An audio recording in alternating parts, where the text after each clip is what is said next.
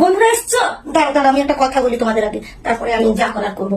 বন্ধুরা জানো তো, আজকে ঘুম থেকে উঠে সকালবেলা দেখলাম যে সামনে যে আমাদের উঠোনটা আছে না, উঠোনটাতে প্রচুর ঘাস জমা হয়ে গেছে। যে ঘাস জমার জন্য আমি ঘাসগুলো ছিঁড়ছিলাম, ছিঁড়তে না একটা পোকা দেখতে পেলাম। সেই পোকাটার নামটা আমি জানি না। তোমরা ভাবে দিদিটা সব সময় আসে খালি নাম জানতে জানে না, কোশ্চেন করে।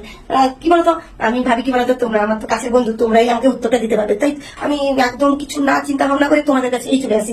আর সেই সকাল থেকে মাথার ভিতরে ঘুরপা করছে যে আমার কাছের বন্ধুদের কখন বলবো কোশ্চেনটা, কখন উত্তরটা আমাকে বলবে। তাই চলে এলাম তোমাদের কাছে। তোমরা কি আমাকে হেল্প করবে কেউ? তো কোশ্চেনটা বললে তো তোমরা হেল্প করবে। মাথা আছে, লেজ আছে, কিন্তু প্রাণী নয়। মাথাও আছে দেখছি আর লেজও আছে, কিন্তু প্রাণী নয়। আমি যেটা ভাবছি নামটা কি হতে পারে, মাথাও আছে লেজও আছে, ও প্রাণী নয়। মাথা লেজ তো গরু, ছাগল, শিয়াল, সিংহ, বাঘ সবার থাকে, মানুষ তো থাকে না। মাথাটা থাকে, লেজ তো মানুষের নেই। আগেকার হয়তো ছিল, আদিম যুগে মানুষের।